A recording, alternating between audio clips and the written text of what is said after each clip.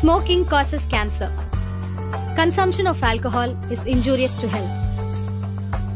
Be safe. Don't গোপন খবরের ভিত্তিতে সোনামুড়া স্টাফ 43 নং ব্যাটালিয়ন বিএসএফ এনসিনগর বিউপি কোম্পানি কমান্ডেন্ট সহ কলুবাড়ি নোয়াপাড়া এলাকায় কবির হোসেনের বাড়িতে অভিযান চালিয়ে তার বাড়ি থেকে 97 বোতল ফেন্সিডিল উদ্ধার করেন। পাশাপাশি তার বাড়ি থেকে একজন বাংলাদেশিকে আটক করা হয়।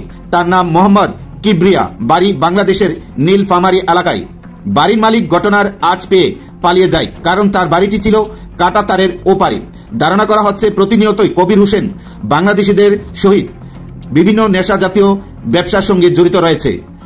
পরবর্তী সময়ে বাংলাদেশিকে অবৈধভাবে বাংলাদেশ থেকে ভারতে প্রবেশ করার অভিযোগে পাসপোর্ট অ্যাক্টে তাকে সোনামুড়া থানায় গ্রেপ্তার করা হয়। বুধবার তাকে একদিনের রিমান্ড চেয়ে সোনামুড়া আদালতে সোপর্দ করে সোনামুড়া থানার পুলিশ। আদালত পুলিশের আবেদন মঞ্জুর করে গ্রেপ্তার বাংলাদেশিকে পুলিশ রিমান্ডের নির্দেশ দেন।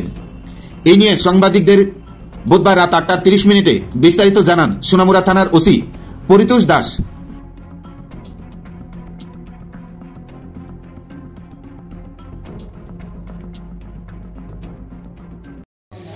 আজকে ভোরবেলা গোপন খবরের ভিত্তিতে সোনামুড়া থানার স্টাফ সহ এনসিনগর বিউপির কোম্পানি কমান্ডার সহ অন্যান্য বিএসএফ পার্সোনাল কুলুবাড়ির নোয়াপাড়াতে কবির হোসেনের বাড়িতে আমরা একটা রেড করি। আমাদের কাছে খবর ছিল তার বাড়িতে ফেন্সিডিল প্রচুর পরিমাণে মজুদ আছে।